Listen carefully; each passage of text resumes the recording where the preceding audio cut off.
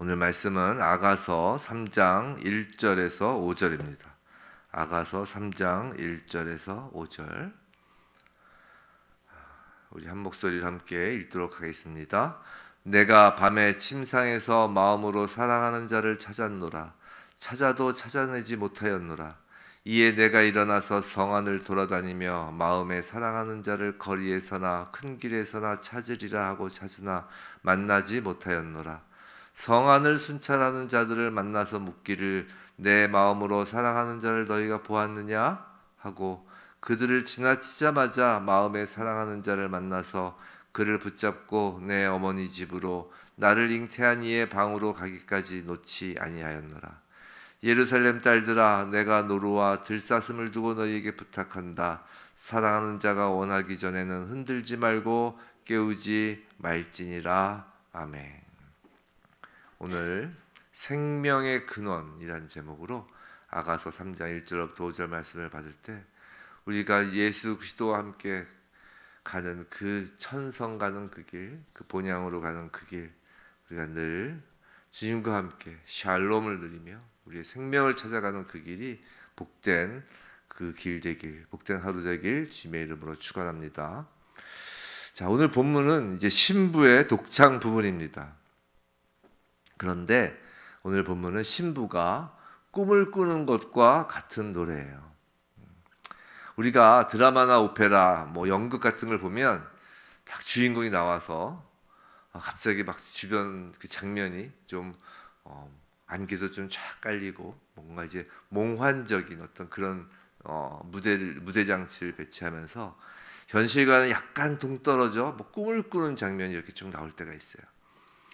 그리고 그 꿈속에서는 오히려 이 현실에서는 볼 수 없었던 어떤 진실, 어떤 진리를 그 꿈속에서 이렇게 쫙 밝히는 그런 장면들이 있을 수 있죠. 그런 그 꿈이나 상상이라는 기법을 도구로 해서 현실에서는 감춰졌던 진실, 진리를 이제 관객들에게 이제 알려주려는 것입니다. 오늘 본문에 나오는 신부의 노래가 오페라 연극에서 그런 장면이에요. 한번 1절부터 한번 보겠습니다. 1절. 내가 밤에 침상에서 마음으로 사랑하는 자를 찾았노라. 찾아도 찾아내지 못하였노라 라고 해요.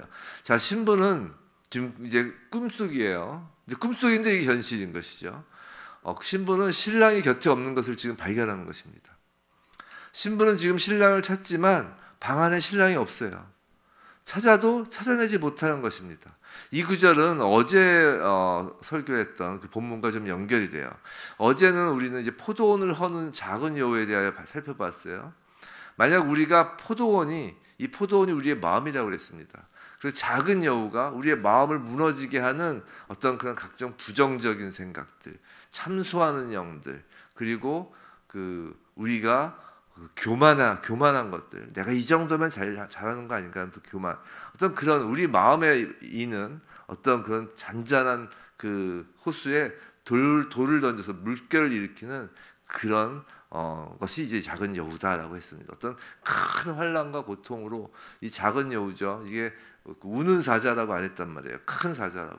어떤 큰 환난, 고통, 그런 것이 우리의 신앙을 힘들게 하는 것이 아니라, 우리의 포도원을 무너뜨리는 것이 아니라 오히려 그런 작은 여우가 이제 우리의 포도원, 마음을 무너뜨리고 있다라고 했어요. 그래서 만약 포도원이 그런데 지금 작은 여우 때문에 무너지고 있음에도 불구하고 이를 알아차리지 못하고 방치하거나, 아니면 이 작은 여우를 잡아달라고 지금 신랑한테 구했잖아요. 어저께 본문에서. 어제 몇 절이었죠? 어저께 15절에서 우리를 위하여 여우 곧 포도원을 하는 작은 여우를 잡으라라고 신랑한테 이제 부탁을 했단 말이에요. 근데 그것을 신랑만이 잡을 수 있는데 그 죄를 내가 해결할 수 있다고, 내 힘으로 작은 여우를 잡을 수 있다고 교만하게 군다면, 즉 작은 여우가 들어와 있음을 알지도 못하고 또 방치하고, 아니면 내가 잡을 수 있다고 나서거나 그렇게 군다면, 그때 바로 우리는 신앙의 암흑기를 맞이할 수 있다는 것이에요. 영적 침체에 빠질 수 있다는 것이에요. 신앙생활을 어느 정도 해서 머리로는 하나님을 알고 예수님이 우리 주님이라는 사실을 입술로는 인정하지만 그것이 자신의 삶에 아무런 영향을 미치지 못하는 것이 바로 영적 침체기라고요. 우리가 극심한 고난으로 신앙을 포기하는 경우도 물론 생기지만 그런 경우보다 오히려 내 스스로가 너무 형편없어 보이고 위축되는 심정이 그런 오래되다 보면 마음이 사막처럼 황량해지는 경우가 있다는 것이에요. 또 아까 말씀드린 것처럼 이와는 정반대로 세상의 성공을 마치 하나님께서 나를 특별 대우해 주셔서 세상에서 성공한 것으로 여기고 자신이 이렇게 신앙이 좋은 사람이다, 나의 세상 성공을 곧 나의 신앙 좋음으로 연결시켜서 막 자랑하듯이 교회에 다니는 사람들도 있죠. 이것도 영적 침체인 거예요. 교회 잘 다니고 엄청나게 교회에서 막 헌신하는 것 같은데 그것도 영적 침체이라고요. 어떤 경우든 낙심해서 영적 침체기를 겪든 아니면 교만해서 영적 침체기를 겪든 어떤 경우든 공통된 것은 그 시선과 관심이 어디에 집중되어 있어요? 나에 집중된 거예요. 나에게 집중된 마음, 이 마음에서 더 이상 우리 주님을 찾을 수 없는 상황이 된 것, 그것이 바로 터널과도 같은 영적 침체기, 영적 어둠, 암흑기를 지나고 있는 것입니다. 누구나 그런 것을 겪어요. 목사는 안 겪을까요? 아니에요. 성도 여러분, 목사에게서 가장 힘든 때가 언제인지 아세요? 성도가 생각처럼 믿음의 성장이 이루어지지 않을 때, 또는 목사 하다 보면 이제 경제적으로 힘들 때가 있죠. 또 교회가 부흥되지 않을 때, 힘듭니다. 힘들지 않을 때가 없지만 목사에게 가장 힘든 때는 하나님께서 함께 하심이 느껴지지 않을 때예요. 그렇게 되면 비록 설교를 하고 목양을 하고 교회 성도 수가 불어나고 교회가 부흥이 된다고 해도 목사는 그저 직업적으로 일을 잘하는 능력 있는 직장인과 다를 바가 없게 되는 것이에요. 목사에게 가장 힘들고 위험한 시기는 교회가 부흥이 안 되거나 성도가 갈등을 겪고 지금 양육이 안 되거나 그럴 때가 아니라 하나님과의 친밀한 관계가 옅어질 때입니다. 서비스 직종의 한 직장인처럼 목사가 되면 다른 사람은 몰라요. 근데 당사자는 알고 있죠. 정말 목사가 하나님이 함께 하시지 않는 것 같으면 정말 죽을 것 같아요. 그런데 목사만 그럴까요? 아니죠. 모든 성도가 다 똑같은 거예요. 겉으로는 신앙생활 잘하는 것 같고 교회에서도 칭찬 듣고 헌신하는 것 같은데 내 스스로에게도 좀 만족하는 것 같은데 나에게 만족이 되고 있는 것이지 하나님과 함께 하신다는 것이 느껴지지 않으면 죽을 것 같은 것이 성도인 것입니다. 지금 술람미 여인의 그런 심리 상태가 지금 이런 꿈을 꾸는 것이에요. 신랑이 사라진 꿈을 지금 꾸고 있는 거라고요. 자, 2절 보세요. 이에 내가 일어나서 깼다는 것이 아니라 계속 꿈의 연속이에요. 성안을 돌아다니며 마음에 사랑하는 자를 거리에서나 큰 길에서나 찾으리라 하고 찾으나 만나지 못하였노라. 신부는 성안을 돌아다니며 신랑을 찾습니다. 성도들 혹시 어렸을 때 부모 잃어버리는 꿈을 꾼 적이 있어요? 특히 저희가 자랄 때는 이 유괴 사건이 언론에서 자주 보도가 됐어요. 그리고 미아와 같은 그 부모를 잃어버리는 미아와 같은 사건 사고가 쉽게 우리 귀에 들렸습니다. 그래서 어렸을 때 미아가 되는 꿈을 자주 꿔요. 그렇잖아요. 놀이동산에 놀러 갔는데 갑자기 엄마를 잃고 그런 꿈을 자주 꿉니다. 정말 자면서도 막 긴장되고 이제 손에 땀을 쥐죠. 지금 신부가 신랑을 잃어버린 상태, 그 현실에서의 그 영적 침체, 그 잃어버린 상태가 지금 꿈에서 신랑을 찾는 것으로 나타나는 것이에요. 성안을 돌아다니는데 여기서의 성은 예루살렘 성이겠죠. 근데 어디를 가도 신랑이 보이질 않아요. 근데 본문을 보면 큰 길에 가도 없다고 그래요. 이 큰 길에 가도 없다는 말은 사람이 많은 곳에 가봐도 신랑이 없다는 것이에요. 무리가 많이 모여 있는 곳에 가도 소위 대형 집회, 대형 교회, 정말 무슨 부흥회 같은 데 가도 그곳에서 예수를 찾을 수가 없다는 것이에요. 마치 주님을 찾아서 우리가 이 교회, 저 교회, 여기 계신가, 저기 계신가, 이 교회, 저 교회를 찾아다니지만 주님을 만나지 못하는 상황 같습니다. 그러다가 이제 성안을 순찰한 자들을 만나게 되는 것이에요. 성도 여러분, 우리 그런 이야기들 하잖아요. 교회를 쇼핑한다고, 이렇게 쇼핑한다고. 물론 하나님의 인도하심에 따라 교회를 정하는 건 매우 중요한 일이에요. 근데 전제가 뭐라고요? 하나님의 인도하심에 따라요. 내 입맛에 맞아서가 아니에요. 하나님의 몸된 교회, 즉 그 주님의 몸된 교회의 지체가 되는 것은 우리가 마치 하나님으로부터 택함 받아서 하나님의 자녀가 된 것처럼 하나님께서 인도하셔서 한 공동체, 주님의 몸에 이 지체로 편입시켜 주시는 거예요. 하나님께서 내가 나의, 물론 성령님의 일하심은 우리의 생각과 우리의 이성과 지성과 감성을 통하여 일을 하시지만 우리의 기본적인 그 교회를 출석할 때의 마음은 내가 내 입맛에 맞는 교회를 골랐다고 생각하시면 오산이에요. 전제가 하나님께서 인도하시는 거예요. 그래서 교회 쇼핑을 막 이렇게 하는 게 그렇게 좋은 방법은 아닙니다.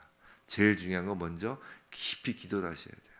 깊이 기도를 하시고 하나님을 신뢰하시는 마음으로 이제 교회에 가는 것이죠. 교회에 가는 거예요. 가능하면 이제 교회는 잘 옮기지 않으시는 게 좋습니다. 잘 옮기지 않으시는 게 좋고 모교회를 이렇게 늘 항상 다니시는 게 전 개인적으로 되게 좋다라는 생각을 하긴 해요. 근데 뭐 어쩔 수 없이 또 옮겨야 될 때가 있죠. 뭐 직장이나 아니면 뭐 이사를 간다거나 아니 뭐 교회 자체가 또 없어지는 경우도 있고 현실적으로 뭐 그럴 때 이렇게 옮겨야 되겠지만 또 교회가 뭐 갑자기 이단으로 좀 흐른다거나 그럼 당연히 옮겨야 되겠죠.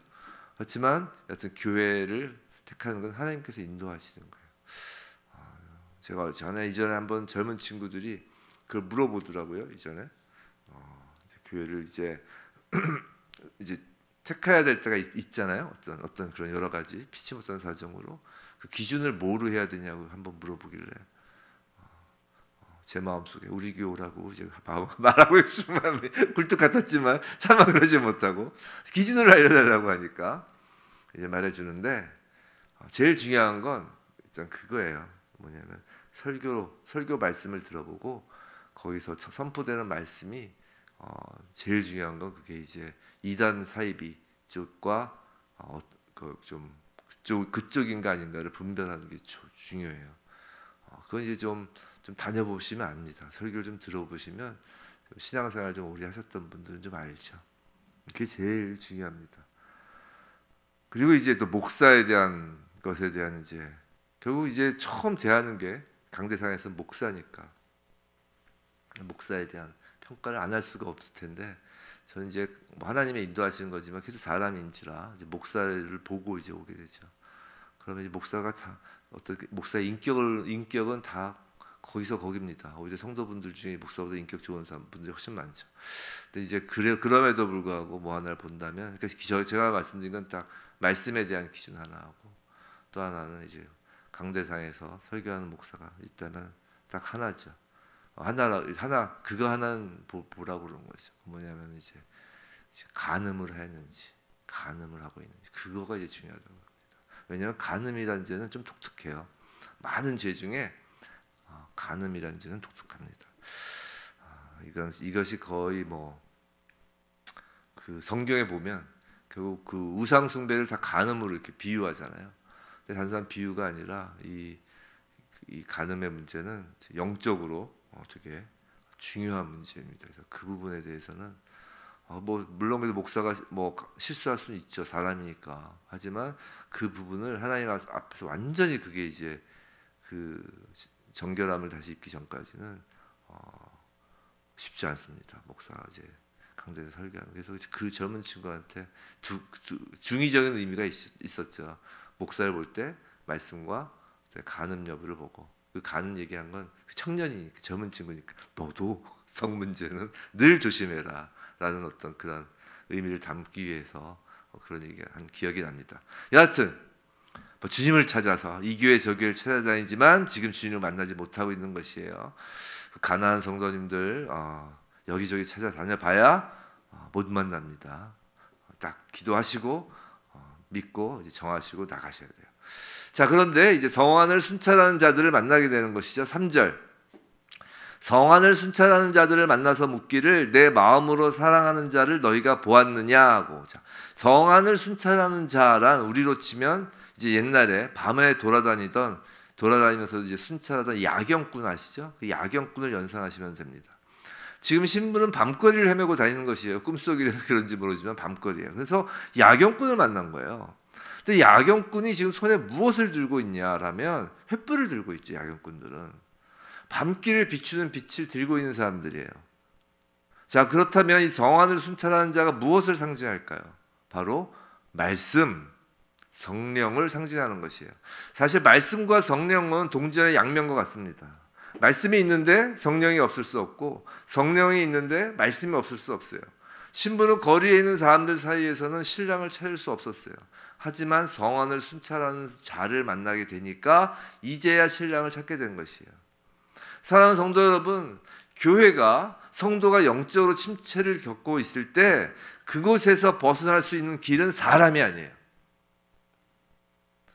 명심하셔야 됩니다. 만약에 정말 내가 하나님이 나와 함께하고 있지 않은 것 같다라고 할 때, 믿음이 좋아 보이는 사람들, 믿음이 좋아 보이는 선배들, 하물며 믿음이 좋아 보이는 목사를 만나서 상담할 수는 있어요. 근데 거기서 길을 발견할 수는 없을 것입니다.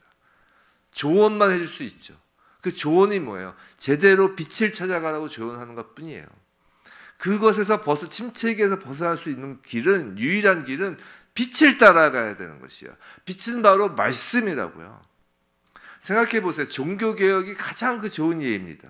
종교개혁이 어디서 시작됐어요? 성경을 자국어로 번역하려는 종교개혁가의 시도에서 시작됐잖아요. 즉 성도들에게 성경을 읽게 해야 되겠다는 거기서 종교개혁이 시작된 거라고요. 빛은 바로 이 말씀에 있는 것이에요. 교회 공동체에서든 성도 개인이든 영적 성장은 물론 영적 위기를 벗어나는 길도 말씀을 통해 예수 그리스도를 만나는 것입니다. 그거밖에 없어요. 4절, 오늘 4절까지만 하겠는데요. 4절 우리 다시 한번 같이 볼까요? 시작. 그들을 지나치자마자 마음에 사랑하는 자를 만나서 그를 붙잡고 내 어머니 집으로 나를 잉태한 이의 방으로 가기까지 놓지 아니하였노라라고 합니다. 자, 이 구절이 중요해요. 오늘 제 설교 제목의 주제인 것이죠. 신부는 지금 야경꾼을 만나자마자, 그들을 지나치자마자라는 건 이제 만나자마자 곧바로 신랑을 찾을 수가 있었던 것이에요. 그 말씀이 예수 그리스도를 가리켰던 것이죠. 그런데 그렇게 해서 이제 만났어요. 마음에 사랑하는 자를 만나서 그를 붙잡고 어디로 지금 가고 있냐면, 어디로 가기까지 놓지 않냐면 내 어머니의 집으로, 나를 잉태한 이의 방으로 가기까지 놓지 아니하노라라고 한다고요. 즉 목적지가, 신부가 신랑과 함께 가고자 하는 그 목적지가 바로 내 어머니 집, 나를 잉태한 이의 방이라고 하는 것이에요. 내 어머니 집, 나를 잉태한 방이라는 말은 신부가 태어난 곳, 즉 생명의 원천에 돌아가서 신랑과 하나가 되는 것을 지금 상징하는 거라고요. 자, 이런 거예요. 성도 여러분, 여러분은 어디서 태어났어요? 지금 어느 병원에서 태어났는지를 물어보는 것이 아니면 아시겠죠? 지금 생명의 근원에 대하여 물어보는 것입니다. 모든 인간은 어머니 뱃속에서 태어났어요. 한번 생각을 해보세요. 그럼 내가 어머니 뱃속에서 태어난 것을 어떻게 알았나요? 살다 보니까 다른 생명이 태어난 것을 보고 알게 되는 것이죠. 엄마한테서 태어나는 거구나. 근데 다른 생명이 태어나는 것을 보고 아는 거 말고 우리 스스로가 어머니 뱃속에서 태아로 존재하였던 것을 기억하나요? 어머니 뱃속에서 태아로 존재해서 그 어머니 뱃속에서 태어나는 것을 기억하냔 말이에요. 기억하지 못하잖아요. 누구도 자신이 태아로 있었던 때를 기억하는 사람은 없습니다. 남들이 너는 저 어머니 뱃속에 있었던 자녀야 라고 하니까 그런 줄 알고 그냥 사는 거죠. 근데 확실히 아는 사람이 있죠. 그건 우리를 태아일 때부터, 생명이 생겼을 때부터 뱃속에 담고 있던 어머니는 확실히 알죠. 그래서 모계 사회가 원래 원시적일 때 모계 사회가 원칙이라는 거 아니에요. 엄마는 안단 말이에요, 자기 자녀를. 어머니 자신의 뱃속에서 10개월 동안 담고 있었고 어머니의 그 해산하는 고통으로 낳은 자녀이기에 어머니가 모를 리가 없다는 것이죠. 똑같은 거예요. 하나님은 하나님의 자녀를 모를 리가 없다고요. 자, 같은 원리로 하나님의 자녀인 우리는 어디서 태어나셨나요? 우리가 하나님의 자녀라는 것을 어떻게 할 수 있나요? 하나님 자녀라는 생명의 원천은 어디서 비롯된 것이냐 말이에요. 에베소서 1장 4절 말씀에 창세전에 그리스도 안에서 우리를 택하사라고 합니다. 우리 다 아시는 말씀이죠. 우리가 창세전에 택하셨다는 것을 알아요. 즉 우리를 향한 하나님의 택함은 창세전입니다. 이 땅과 이 하늘이 창조되기 전에 택함을 입었다는 것이에요.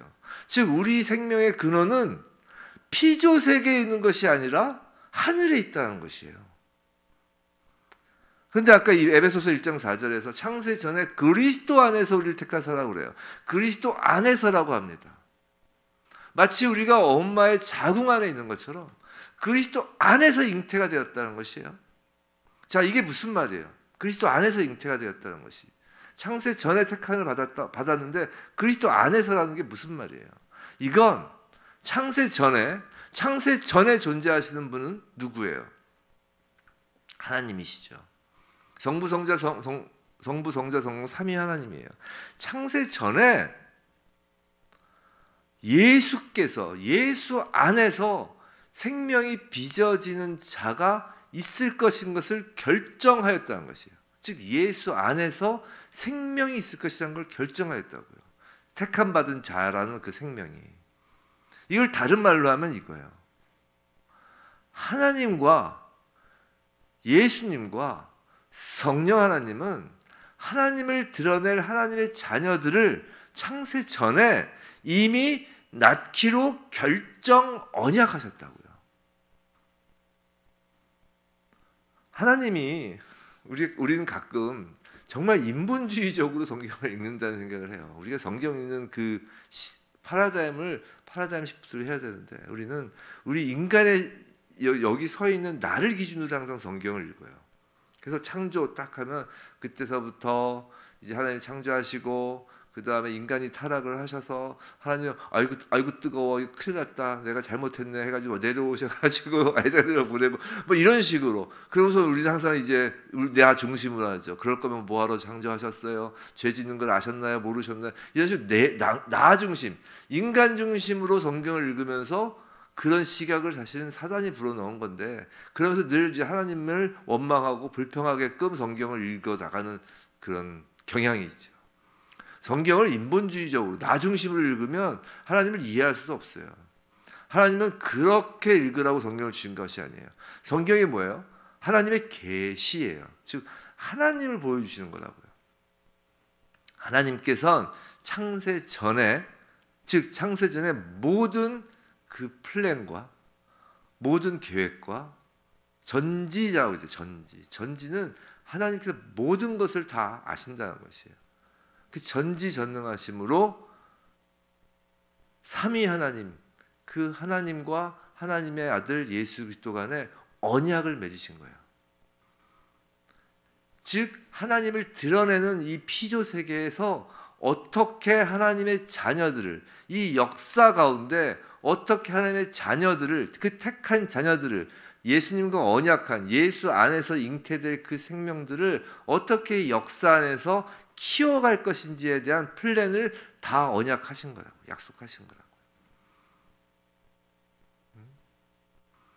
그래서 이 땅의 역사라는 것은 인간이 생각하는 것과 다르게 하나님께서 시간과 공간을 만드시고 그 시간과 공간 가운데 하나님께서 결정하신 자녀들을 빚으시는 역사예요. 자, 하나님의 자녀가 예를 들어서 10명이 딱 이제 있다. 그럼 딱 첫 번째, 너는 요 시기에 내려가. 요 시기에 가서 여기서 이제 빚어지고 오는 것이죠. 양육돼가지고 오는 거예요. 둘째 자녀는 이 시기에 와. 뭐 BC 몇 세기에. 넌 요 세기에. 전체 우리는 역사를 이렇게 흘러가는 것으로 보지만 실제적으로는 그 하늘로 가면 다 하나의 시제가 되는 거예요. 영원이라는 시제가. 지금 신부가 신랑과 함께 들어가려고 하는 그 어머니의 집, 잉태한 이의 방은 바로 성도의 생명의 원천인 그 언약 안으로 들어가는 거예요. 언약 안으로. 하나님께서 말씀으로 천지를 창조하셨다는 것, 예수 그리스도가 곧 말씀이라는 것, 믿음은 들음에서 난다는 것 등 하나님의 말씀, 이 말씀은 우리가 예수 그리스도 안에서 이루어진 그 예수 그리스도와 성부 하나님, 성령 하나님 그 사이에서 이루어진 그 하나님의 언약 안에 돌아간다는 것이에요. 그것이 유일한 길이라는 것이에요. 예수의 신부된 교회, 예수의 신부된 성도는 그래서 반드시 하나님 말씀 안에서 그 언약 안에서 본향으로 돌아갈 자녀로 빚어지는 것입니다. 하나님의 언약, 하나님의 말씀, 성령으로 우리가 태어났다고 그러잖아요. 즉 지금 오늘 본문에서 그 신랑을 붙잡고 내 어머니 집 나를 잉태한 이의 방으로 가기까지라는 건 뭐냐면 결국 예수 그리스도를 붙잡고, 즉 말씀을 붙잡고 그 생명의 원천되는 그 말씀이신 하나님 나라로 들어가는 거라고요. 우리는 말씀과 함께 본향으로 돌아가는 것이에요. 좀 어려운가요? 근데 우리의 시각을 하늘의 시각에서 바라보면 이해가 돼요. 그게 창세전에 택함 받은 그리스도인 성도의 위치인 것이에요. 이 땅에서 살면서 나의 작은 마음에 흔들린 작은 여우들 때문에 실망하거나 낙심하지 마시기 바랍니다. 이 땅에 일어나는 일로 일희일비하지 마시기 바랍니다. 작은 성공 하나로 와 하지 마시고, 작은 실패 하나로 와 뭐라고 하지 마시고, 오히려 큰 일을 가지고 우리의 신앙을 흔드는 법은 없어요. 우리 안에 말씀이 없어서 그래요. 그런 내 포도원, 내 마음이 무너지는 것. 정말 간절히 권면드리건데, 목사도 그래서 말씀을 보지 않으면, 말씀 보는 것을 멈추면 금방 영적 침체기에 들어갑니다. 왜냐하면 말씀이 곧 성령이라고 그랬잖아요. 말씀이 곧 기도거든요. 기도는 그냥 이거 해주세요 저거 해주세요가 기도가 아니라 하나님 안에 잠기는 거거든요. 예수 그리스도 안에 잠기는 거거든요. 우리가 연애를 할 때 가만히 보세요. 연애할 때 보면 남녀 사이에 막 한참 이제 좋을 때는 그냥 앉아가지고 그 카페에서 시간 가는 줄 모르고 대화를 나누잖아요. 커피가 식어가는 줄도 모르고. 그게 뭐예요? 푹 잠기는 거거든요. 서로 간의 대화 가운데 푹 잠기는 거예요.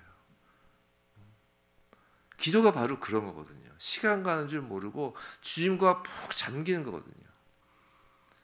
이 말씀이 바로 그것이거든요. 우리가 말씀을 볼 때 주님께 잠겨가는 거거든요. 담기는 거예요. 잠기는 거예요.